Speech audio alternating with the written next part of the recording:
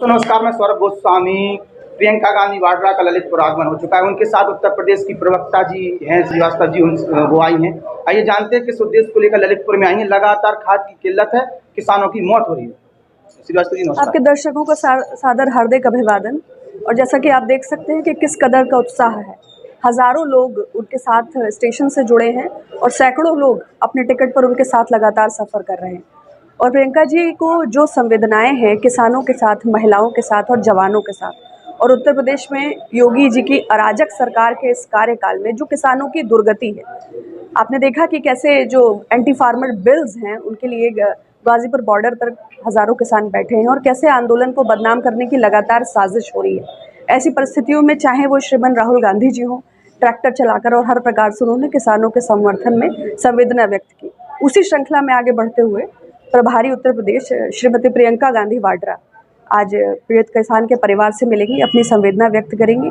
यद्यपि सरकार के द्वारा उनको रोकने की हर संभव प्रयास होता रहा है, चाहे वो सोनभद्र का उम्भा रहा हो, चाहे वो हाथरस रहा हो, चाहे बागपत रहा हो, चाहे अभी लेटेस्ट लखीमपुर रहा हो, किंतु वे लगातार प्रयासरत हैं। जनमानस में अपने उज्जवल विचारों को लेकर लगातार आक्रामक हैं और उसका जो हश्र है वो आप धरातल पर लगातार देख रहे हैं कि लोग कैसे जागृत हो रहे हैं। बुंदेलखंड में खाद की बड़ी किल्लत है, आप क्या मानती हैं? दोनों सरकारें फेल हुई हैं। देखिए, कांग्रेस के कार्यकाल को आप छोड़ दीजिए तो उसके बाद तो किसानों की स्थिति बद से बदतर हुई है।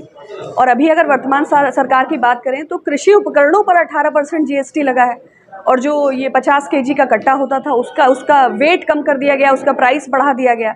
चाहे आप MSP की बात करें, चाहे आप धान गेहूं की मूल्य बात करें, और अभी जो हमारी 7 प्रतिज्ञाएं आई हैं उसमें किसानों के लिए एक बहुत महत्वपूर्ण घोषणा है कि पूरा कर्जा किसानों का माफ़ होगा। आपको याद होगा कि बीजेपी गवर्नमेंट आई थी किसानों की आय दोगुनी करने का वादा करके, और धरातल पर क्या हुआ?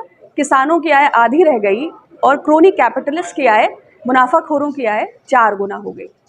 और हमने पूर्व में भी 72,000 करोड़ रुपया माफ़ किया है, तो निश्चय ही किसान हमारे हितैषी हैं।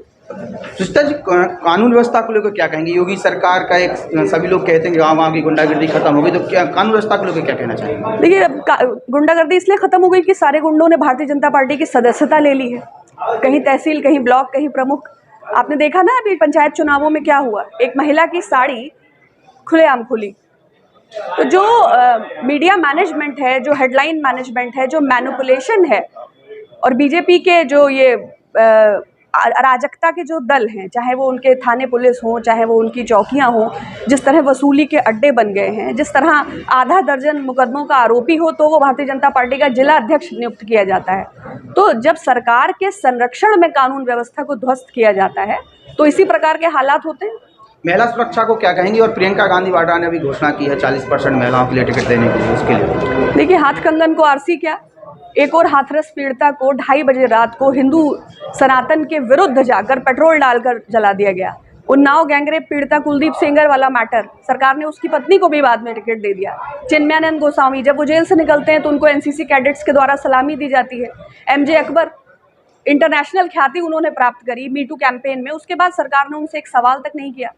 तो आधे से ज़्यादा आरोपों में तो आप पाएंगे कि भारतीय जनता पार्टी के बड़े नेताओं की या तो इसमें सीधी संलिप्तता है, अन्यथा वो डायरेक्ट इनडायरेक्टली आरोपियों को बचाने और उत्पीड़ित लोगों का शोषण करने के लिए जिम्मेदार है। और जो ये घोषणा आपने करी, ये ऐतिहासिक है, ये गेम चेंजर है। आधी आबादी को डायरेक्ट राजनीतिक भागीदारी देने की जो घोषणा श्रीमती वाड्रा द्वारा की गई है, इसने दलित, पिछड़ा, minority, caste, community, creed, fascist approach, polarisation, इन सारे मानकों को ध्वस्त करते हुए समाज को सबल बनाने की दिशा में एक जबरदस्त कदम लिया है। आखिरी प्रश्न महंगाई को लेके है। प्रदेश सरकार की जिम्मेदारी होती है महंगाई कंट्रोल करने के लिए, योगी सरकार को किस तरह देखेंगे?